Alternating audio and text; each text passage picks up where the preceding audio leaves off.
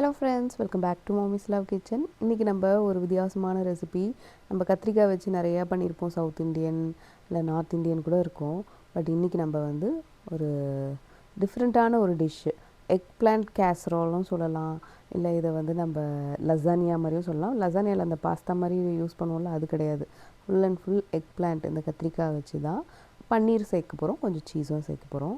So இந்த மாதிரி கத்திரிக்காய் உங்கள்கிட்ட எந்த கத்திரிக்காய் இருக்கோ இந்த கொஞ்சம் திக்னஸில் நான் காமிச்ச மாதிரி அந்த திக்னஸில் நீங்கள் ரவுண்டாக கட் பண்ணி வச்சுக்கோங்க. இப்போ இது ஒரு பேக்கிங் ட்ரேயில் வச்சு மேலே ஒரு பார்ச்மெண்ட் பேப்பர் போட்டுக்கோங்க. அப்புறம் நம்ம கட் பண்ணி வச்சுருக்கிற கத்திரிக்காயெலாம் இந்த மாதிரி அப்படியே அரேஞ்ச் பண்ணிவிடுங்க. ஸோ இந்த டிஷ்ஷு வந்து நீங்கள் ஒரு மீலாகவே நீங்கள் சாப்பிட்லாம். நீங்கள் ஈவினிங் டின்னருக்காகவோ இல்லை லஞ்சுக்காகவோ கூட நீங்கள் தாராளமாக சாப்பிட்லாம். சூப்பராக இருக்கும், எல்லாருக்குமே பிடிக்கும். சின்ன கிட்ஸுக்கு இப்போ இந்த கத்திரிக்காயெல்லாம் சின்ன கிட்ஸை சாப்பிட வைக்க முடியாது. பட் இந்த டிஷ்ஷு சாப்பிட்றதுக்கு வாய்ப்பு இருக்குது. ஏன்னா அவங்களுக்கு பிடிச்ச சீஸ் பன்னீர் எல்லாமே இருக்கும். இப்போ நம்ம கத்திரிக்காய் எல்லாத்தையும் அப்படியே ஸ்ப்ரெட் பண்ணி வச்சுட்டோமா.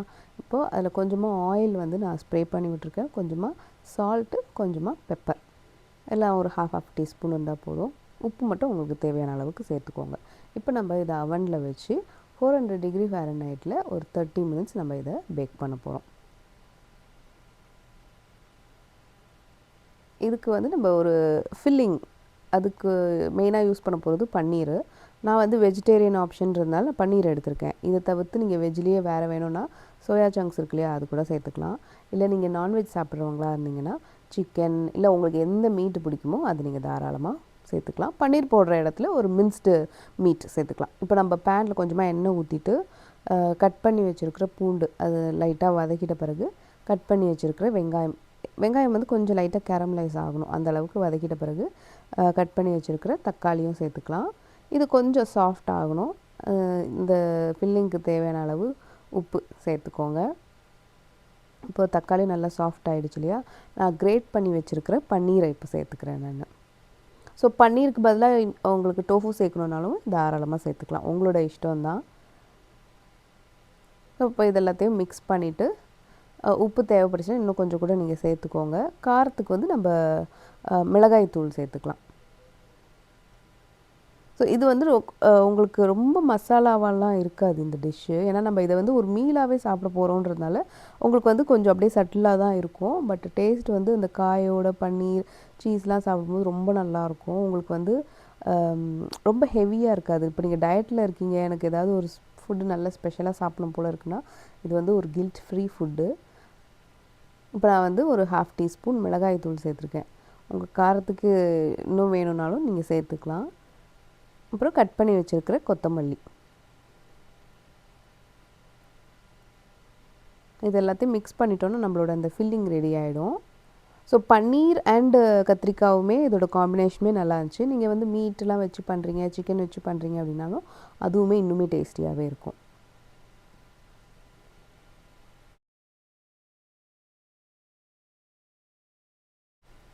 இப்போ நம்ம பேக் பண்ண வச்சுருந்த கத்திரிக்காயெல்லாம் வந்து நல்லா பேக் ஆகிடுச்சு, அப்படியே சாஃப்ட் ஆகிடுச்சு. ஸோ நம்ம இந்த டிஷ்ஷுக்கு யூஸ் பண்ணுற ஆயிலுமே ரொம்ப கம்மி தான். சீஸுமே நான் வந்து மொசரல்லா சீஸ் தான் நான் சேர்த்துருக்கேன். இது பார்மிசான் சீஸ் சேர்த்துருக்கேன். ஸோ அது வந்து உங்களுக்கு கொஞ்சம் ஹெல்த்துக்குமே நல்லது தான். ஸோ உங்களுக்கு எந்த சீஸ் வேணுமோ சேர்த்துக்கோங்க. பட் பார்மிசான் வந்து இன்னும் நல்லாயிருக்கும், ஃப்ளேவருமே நல்லாயிருக்கும், உங்களுக்கு வந்து ஹெல்த்துக்குமே நல்லது. இப்போ நம்ம இதை வந்து லேயர் பண்ணி திரும்ப இதை பேக் பண்ண போகிறோம். ஸோ ஒரு அவன் சேஃப் பவுல் எடுத்துக்கோங்க. அதில் ஃபஸ்ட்டு லேயர் நம்ம பேக் பண்ணி வச்சுருக்கிற கத்திரிக்காவை அப்படி அரேஞ்ச் பண்ணிக்கலாம். நெக்ஸ்ட்டு நம்ம ரெடி பண்ணியிருக்கிற அந்த ஃபில்லிங், பன்னீர் ஃபில்லிங் இருக்கு இல்லையா, அது ஒரு நெக்ஸ்ட் லேயராக போட்டுக்கலாம்.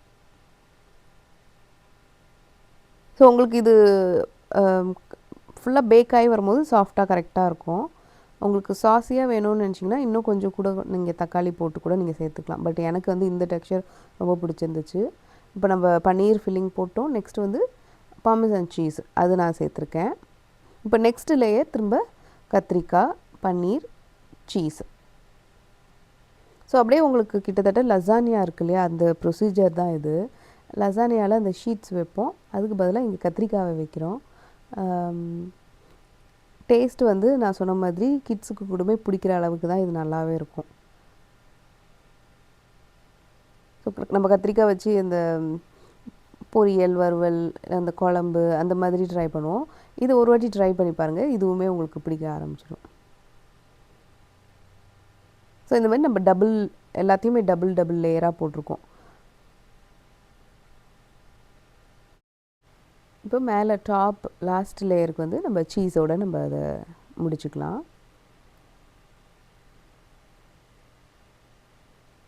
ஸோ நீங்கள் வந்து இந்த மாதிரி ரெடி பண்ணி நீங்கள் ஃப்ரிட்ஜில் கூட வச்சுக்கலாம். ஸோ உங்களுக்கு எப்போ வேணுமோ அப்போ நீங்கள் பேக் பண்ணி சாப்பிட்டுக்கலாம். இப்போ நீங்கள் எதாவது பார்ட்டி ஹோஸ்ட் பண்ணுறீங்க அப்படின்னாலுமே இந்த டிஷ் வந்து உங்களுக்கு நல்லாவே போகும். செய்கிறதும் ஹேண்டில் பண்ணுறதும் உங்களுக்கு வந்து ஈஸியாக இருக்கும். இப்போ நம்ம இதை அவனில் வச்சுட்டு திரும்ப இதை நம்ம பேக் பண்ண போகிறோம். 350 டிகிரி ஃபாரன்ஹைட்டுக்கு ஒரு 15 மினிட்ஸ் இதை நம்ம பேக் பண்ணிக்கலாம். ஸோ நம்ம இன்றைக்கி கத்திரிக்காய் சேர்த்துருக்கோம் இல்லையா, கத்திரிக்காய்க்கு பதிலாக நீங்கள் வந்து மிச்ச வெஜிடபிள்ஸுமே ட்ரை பண்ணலாம். லைக் zucchini இதெல்லாமே பர்ஃபெக்டாக இருக்கும். ஸோ நம்மளோட பேக்ட் எக் பிளான்ட் சூப்பராக ரெடி ஆகிடுச்சு. ஸோ நான் இதை வந்து சாப்பிட்டு பார்த்தேன், ரொம்ப ரொம்ப நல்லா இருந்துச்சு. எனக்கு வந்து ஒரு நாள் டின்னரே இந்த டிஷ்ஷு தான்.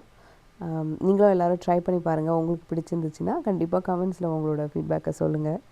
இந்த வீடியோ பிடிச்சிருந்துச்சுன்னா மறக்காமல் நம்ம சேனலை லைக் பண்ணி ஷேர் பண்ணி சப்ஸ்கிரைப் பண்ணிவிடுங்க. மாமிஸ் லவ் கிச்சனோட எப்போதுமே இணைஞ்சே இருங்க. மாமிஸ் லவ் கிச்சனை நீங்கள் இன்ஸ்டாலையும் ஃபேஸ்புக்கில் கூட ஃபாலோ பண்ணலாம். இதே மாதிரி நான் இன்னொரு வீடியோவில் உங்களை சந்திக்கிறேன். அது வரைக்கும் நன்றி, வணக்கம்.